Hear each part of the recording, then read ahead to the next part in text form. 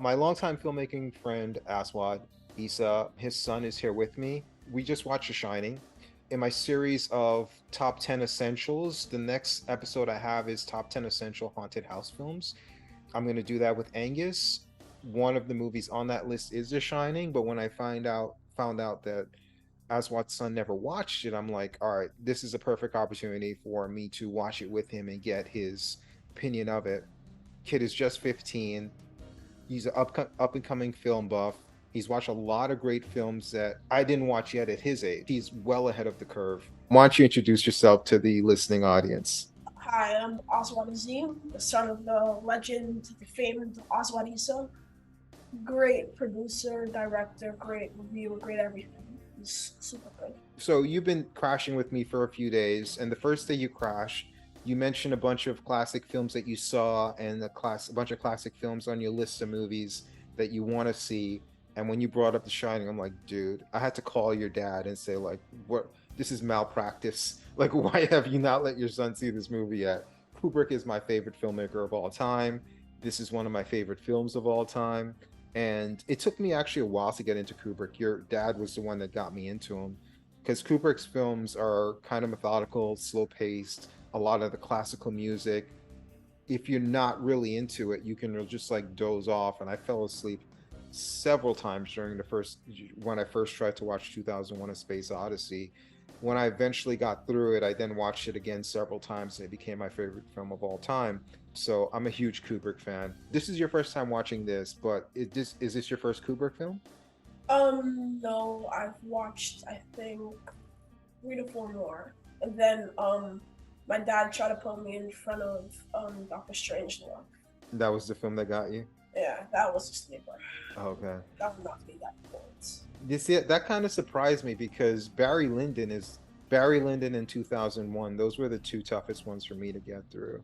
The others were kind of easy. By the time I got to Doctor Strangelove, I was in the zone. Like I could just watch any Kubrick film, but they all get to you at some point. And honestly, I was probably like 10 years older than you when I got into Kubrick. So you're well ahead of the curve as far as like I go, and as far as like most film buff goes with these type of things. What were your thoughts on your first time viewing of The Shining? It was pretty great. When I look at the movie, it shows like the ideal gold standard of what a horror movie or a psychological thriller movie should be like, and it shows like a progression that's not too fast but not too slow, which really highlights the theme and the process of the main character changing throughout the course and shows a bunch of character development into what seems like a great writer into complete deranged psycho. A lot of things that people get wrong with this film is that they feel Jack Torrance is crazy from the beginning.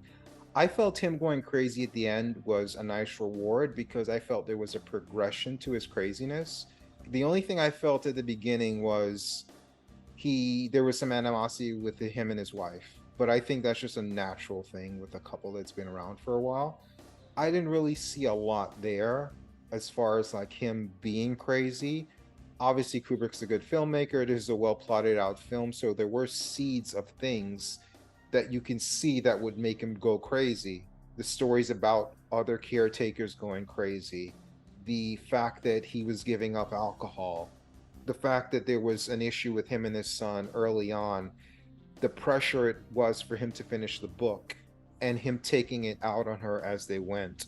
So there were things that progressed that made it seem like a good reward, but I felt like everything was earned in terms of him going crazy at the end.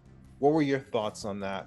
My thoughts were that I think it was crazy from the beginning, so, um, but it wasn't like out there crazy. I think he had some crazy inside of him, but it wasn't really highlighted until like I progressed more on when he was alone with his family, because his family was well, as you can see, the mother showed the least signs of being crazy throughout the movie. She just seemed like she was troubled. Um, but the kid was local from the beginning because he was talking to himself. He had his friend who was like a finger puppet named Tony on some wild stuff. Um, and he was weird from the beginning, and he was weird throughout the whole movie. Um, so I feel like the exposure to his son and his wife was is what kind of let out the crazy inside of him. Yeah. Yeah, they did bring up cabin fever and a lot of stuff at the beginning. But as the movie progressed, people always think of Jack Torrance going crazy. He's the main character. Jack Nicholson gave a great performance. But I thought the whole family was crazy. Because even at the end, Shelley Duvall's character, Wendy, she was seeing ghosts. She was seeing the blood coming down the halls. And you have to assume that stuff wasn't real or it wasn't actually happening. It was just happening in their heads or in the kind of spirit world or whatever you want to say. But I doubt there was an elevator full of blood that came out of nowhere, a bear giving fellatio to a butler, and all that kind of craziness going on. And even the kid, I mean, the whole family was crazy, and they all saw ghosts. For me, it was just how them seeing the ghosts and the haunting of the house, how that manifested. And Yes. I just felt like it manifested in different ways based on their personalities. He was obviously very frustrated, took that frustration out in his family with anger, with machismo, with that testosterone. You know, he felt like he was piled on. He got accused of hitting his son when it wasn't really him, or at least we don't see what actually happened if it was him that ripped up the son's jersey. And then later on, the son said it wasn't him, it was some woman. So you can see like how he felt like my wife, who should be supporting me, is turning against me. So you could see his anger coming from there.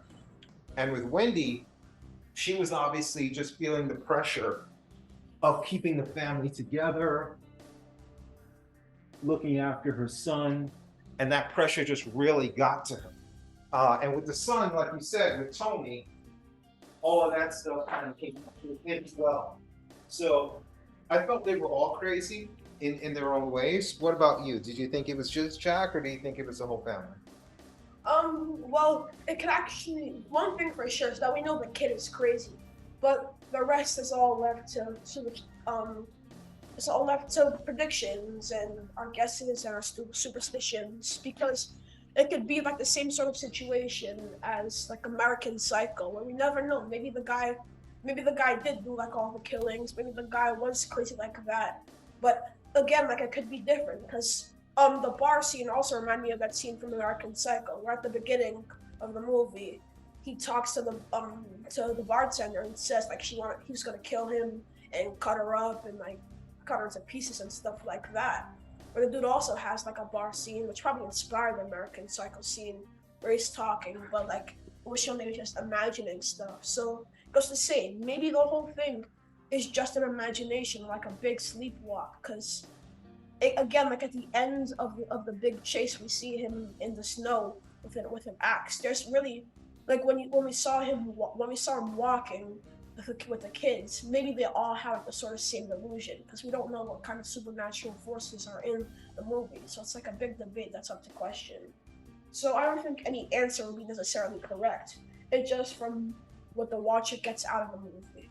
I've hesitated to review this movie for a while just because there's so many great video essays on this film.